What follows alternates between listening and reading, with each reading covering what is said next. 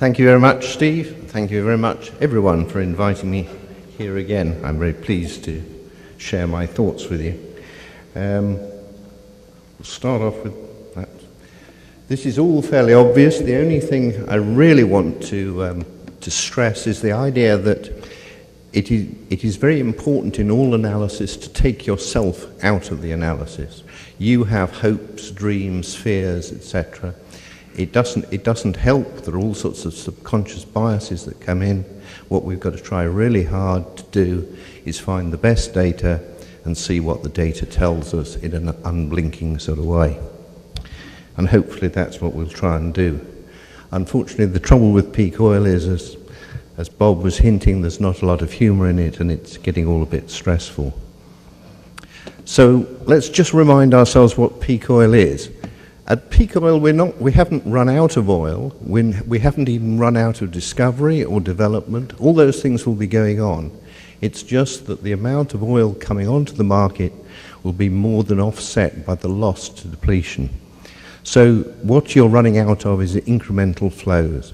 And when you do that, oil, of course, cannot pick up the marginal energy demand any longer.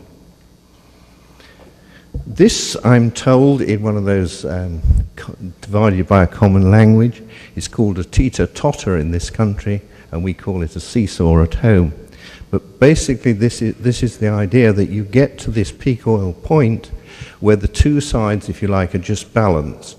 A whole lot of production is going down, a whole lot of production is going up, but you get to the point where, like a scales, it just starts to tip.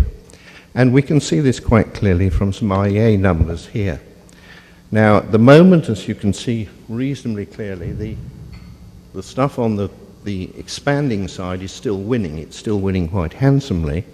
And the stuff that's declining has, if you like, a lesser weight.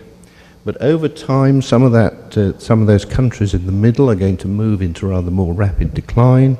Some of those ones on the left are going to be expanding rather less. And then, like the teeter-totter or the seesaw, the thing will simply start to tip. This is the IEA, as ever, being very optimistic about future production coming out of the OPEC countries. In fact, if you look at the dark blue, which is what's meant to have happened this year, whereas Angola has probably made it, Saudi Arabia hasn't.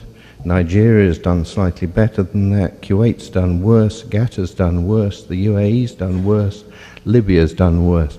So it's not great forecasting, and this is only a few months ago. So when they promise us rather a lot of jam tomorrow in the form of the MOVE 208 stuff, I think we're entitled to be reasonably skeptical. So what I'm going to show you is that we really are very close. The key thing, as was mentioned earlier by Steve, is it's all about flows. This is what really matters. If the flow isn't there, the system doesn't work. If the system doesn't work, then our economies start going ragged and all sorts of unpleasant things start to happen. My analysis is basically not what will happen, but what could happen if everyone does what they say they're going to do. So we're defining the outer bit of the envelope.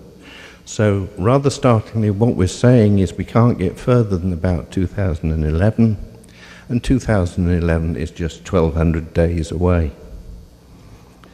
Now, this rather strange thing was an attempt to show you why I think we can do analysis like the mega projects. The oil industry is in fact quite slow moving. The average time between when a large discovery is made and the first oil flows is currently 6.5 years.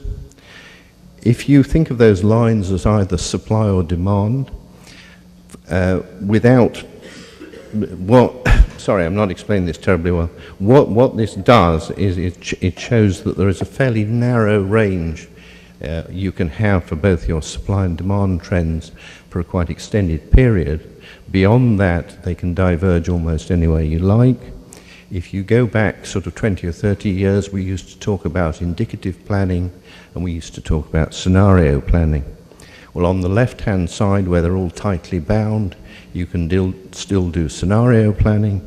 On the right-hand, you can do indicative planning. On the right-hand side, where there are many outcomes, you can only do scenario planning.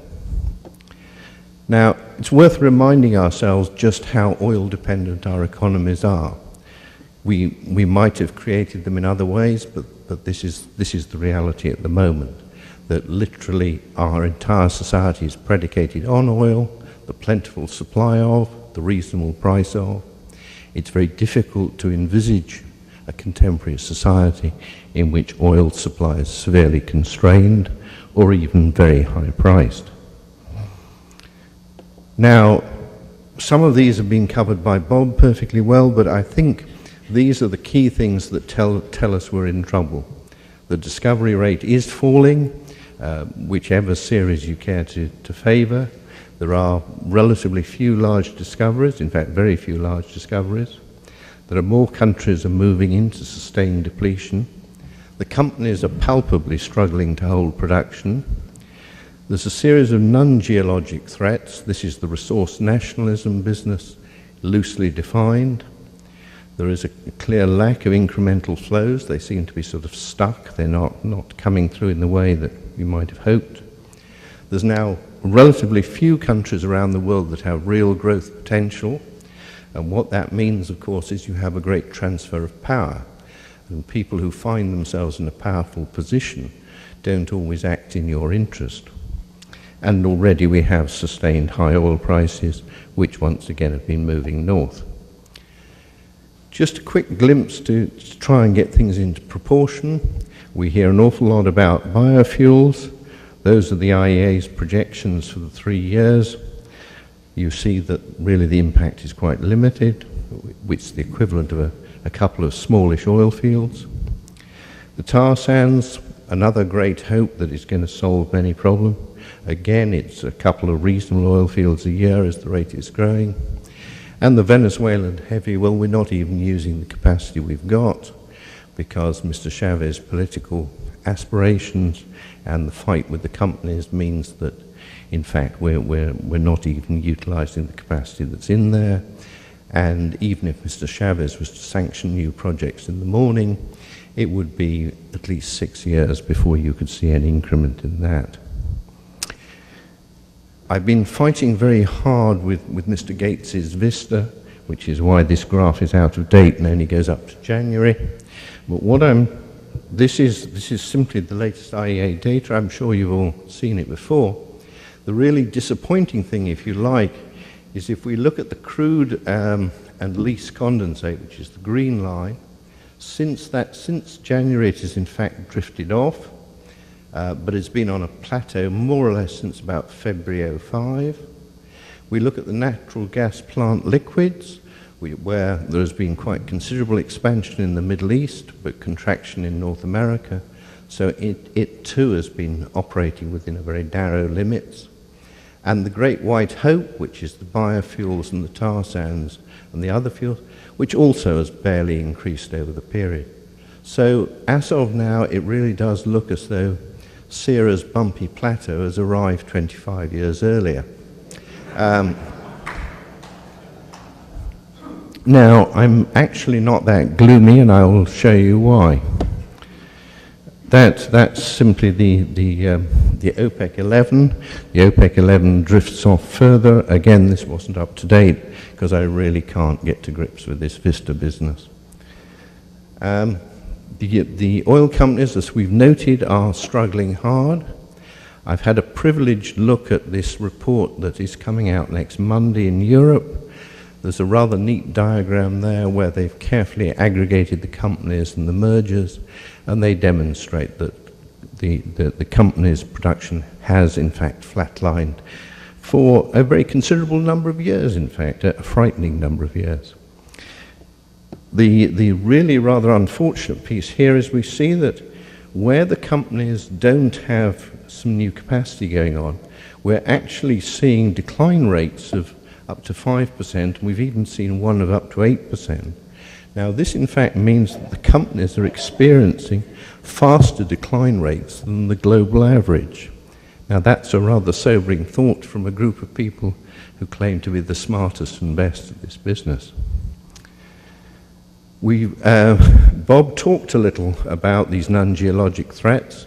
I just wish to itemize them a little more. We have straight resource nationalism, which we've seen in Russia, Venezuela, Bolivia, Ecuador, and undoubtedly other countries will follow.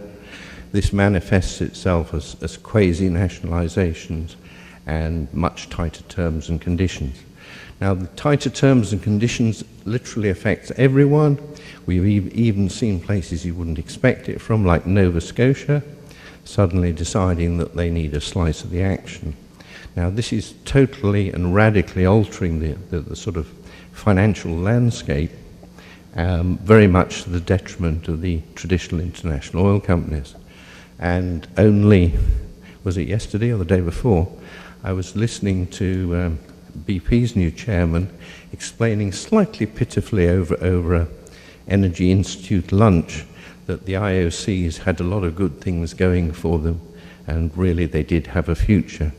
The fact that he had to reassure his audience that the IOCs had a future, I think says it all. Cost inflation is almost out of hand in the oil fields. We've seen earlier that even the large increases in notional investment are not translating to real increases in expenditure. We have a terrible lack of skilled people, which is arguably the most intractable one. You can only give someone 15 years experience in 15 years. And what we're seeing on big projects is if you have a number of key people and project A is going late, project A has to have the best people on it, but that means project B is going later still, and by the time they get onto it, it's well late and project C is drifting. So we're getting this escalating delays and these escalating costs, and it's very hard to see how this is going to improve. Now, having said that we don't see much improvement in all these threats to supply, the next one is the one that Bob raised, is the idea that at some point the certain countries around the world are going to actually cap off their production, or they're going to ration it out in some form. The Russians have been flying the kite of capping it off at around 10 million barrels a day for some time now, and it seems ever more likely that they will in fact do this. Again, just as resource nationalism has spread slightly like a virus around the world, I think once one or two countries actually start doing we're going to save this for our own future generations, we will see that go around the world really quite rapidly. Lots of people still have enormous faith in economics. Many years ago I studied economics, and economics, certainly in this industry, isn't working very well. We have distortions more or less every place you look. We have the large-scale subsidization of fuels in Asia and the Middle East. This produces very rapid growth rates.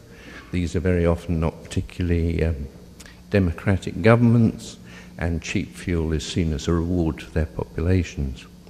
You can go around the planet and you can pay anywhere from about 20 cents a gallon to $9 a gallon.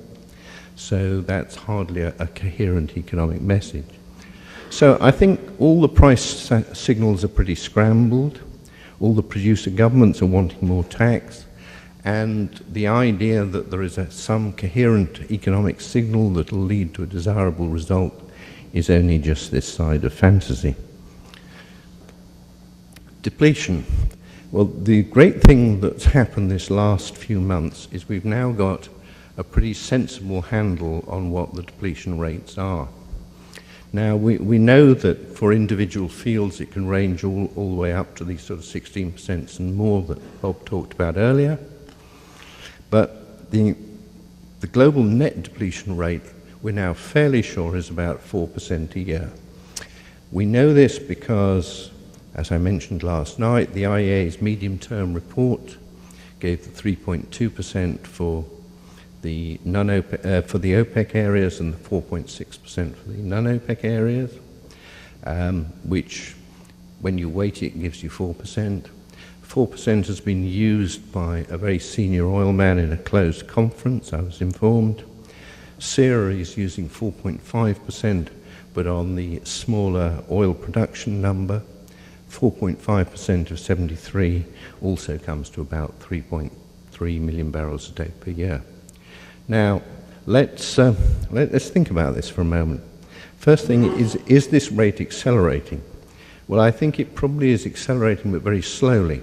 That's to say, if you go back to the 80s and you ask people what the depletion rate, they'd have probably said something like 2%.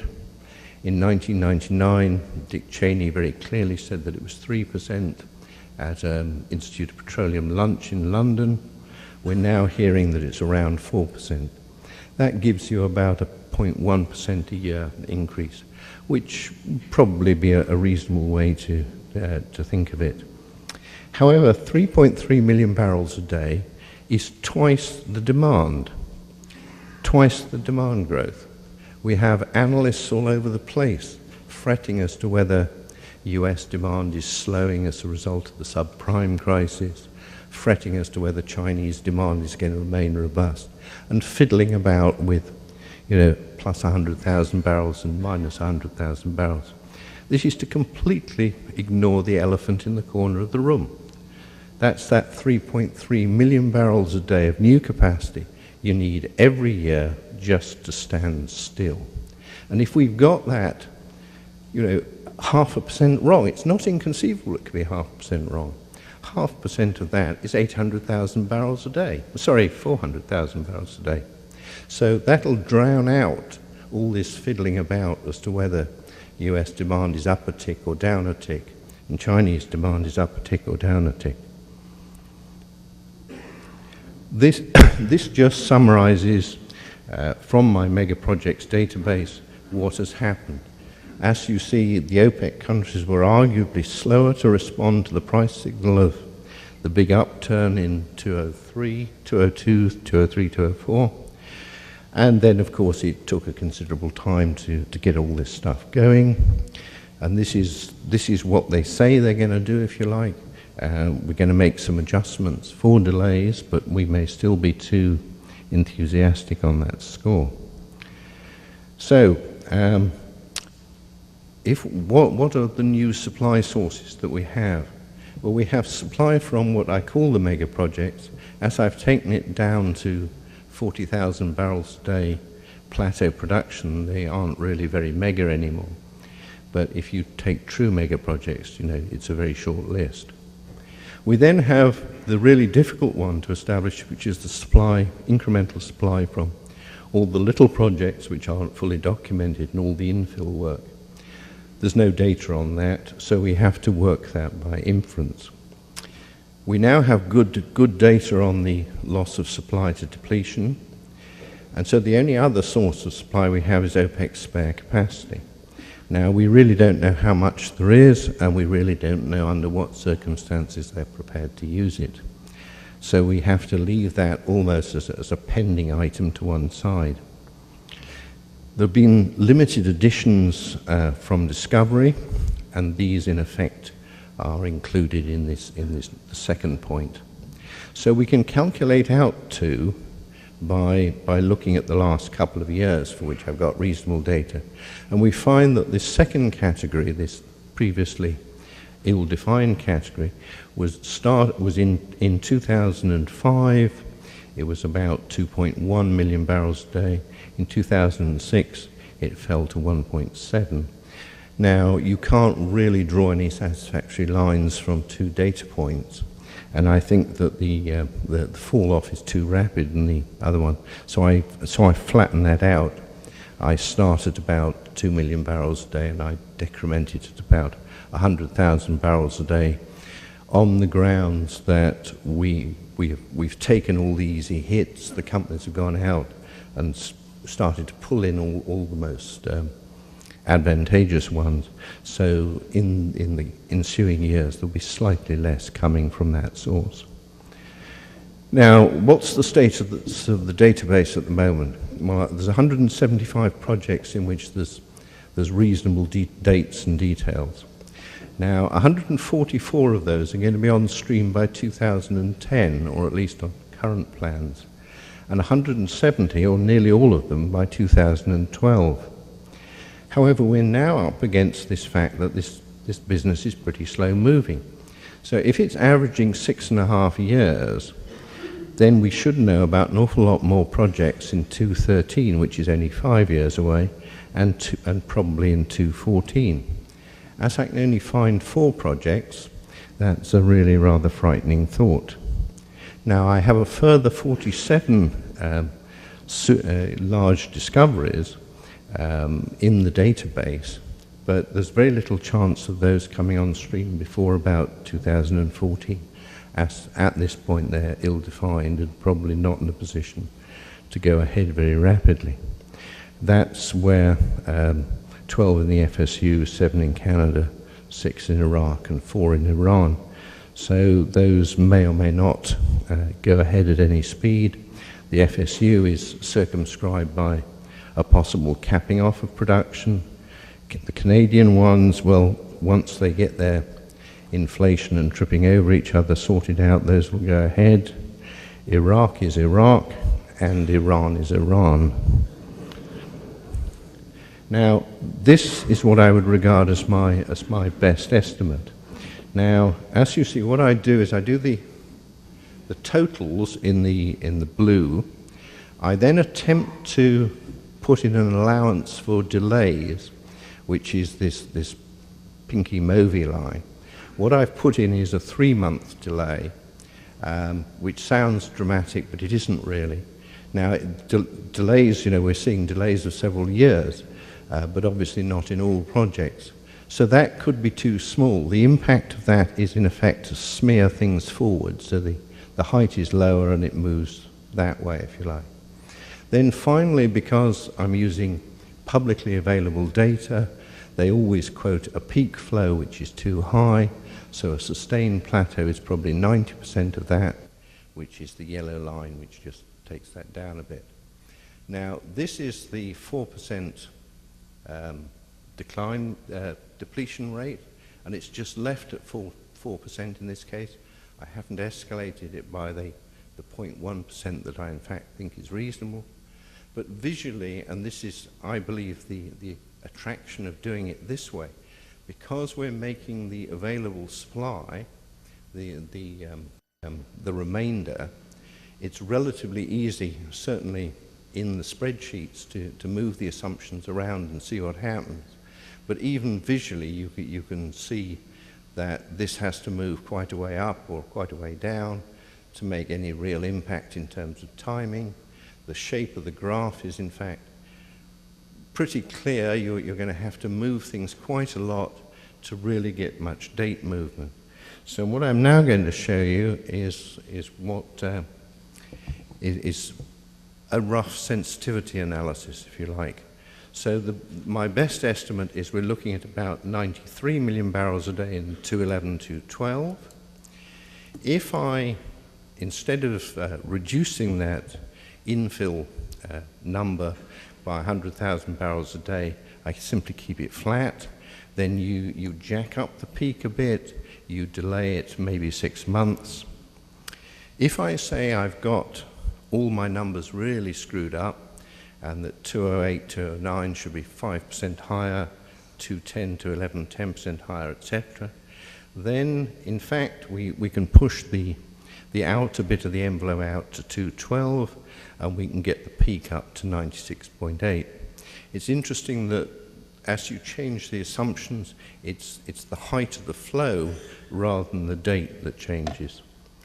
If we make the little projects decline rather more rapidly, then it comes back to 211, it comes back to the 93, which is the best estimate. That's, if you like, putting 0.3 and 0.4 together.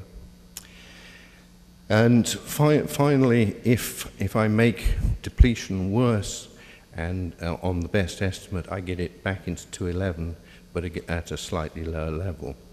So what we can see is that changing the assumptions tends to move the peak volume up and down. It doesn't alter the date of peak as such very much. We're talking about plus minus a year. Now, obviously, if we had,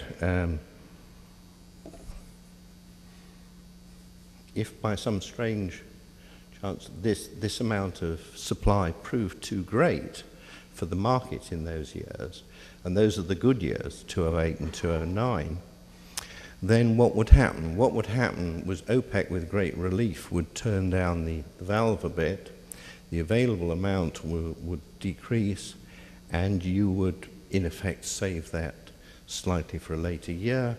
So you would, in effect, give yourself a bit less here and a bit more there. But again, it doesn't really alter the true crossover point, and it's worth pointing out that the 2009 being a good year is totally predicated on the Saudi Khurais field coming in the way that they hope, at the flows they hope, both of which seem to be quite large assumptions. Now, I need to speed up a bit. So that's putting the things, the worst case, if you like, or the best case, however you like to put it, that we can get it back to the middle of 2011. If we push all the numbers the other way, we can push it out almost into 2013, but still our overwhelming problem is the absence of any significant number of projects in the 2012 to 13 time frame, which, if they're to happen, we need to know about now, and we don't. So production will follow a pattern rather like that. Another way of putting it is that we know that the economists insist that supply and demand must always meet, which they must. So how do we square the circle? Well, again, I'm aware this is slightly repeating what Bob says. We can do this the hard way, or we can do it the slightly easier way if we can expand supply in some shape or form, or really impact in terms of efficiency and use and utilizing substitutes.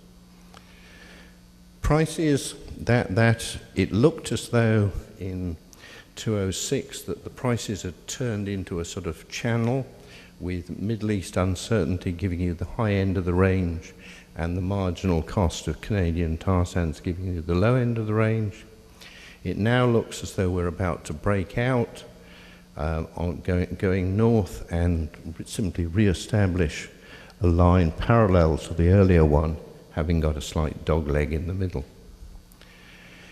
Quick look at the barrel. I'm sure you've all seen this, but if we, instead of worrying about what the individual products are, we turn it into what we're doing with it, we find that overwhelmingly, on the right-hand side, that we've got transport at somewhere north of 70% and maybe as much as 80% of the barrel.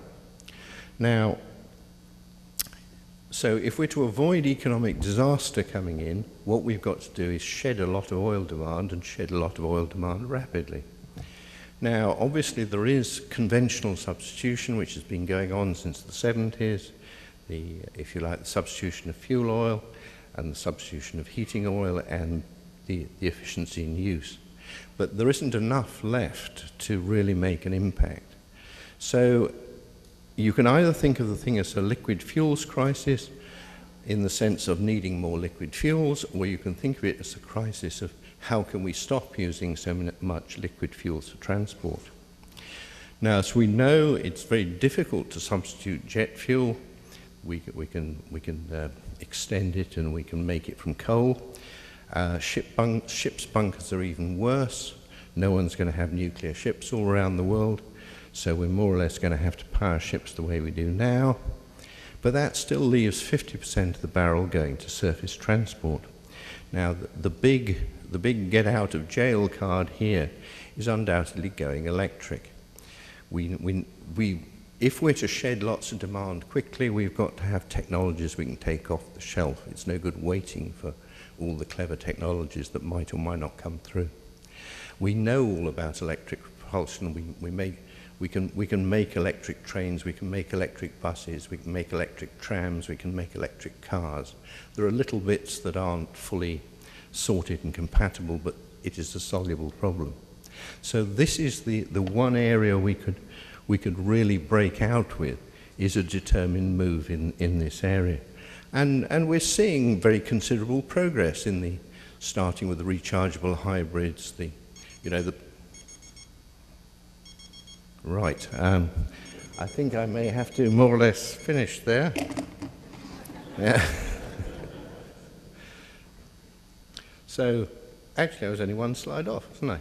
So, those are my conclusions, ladies and gentlemen.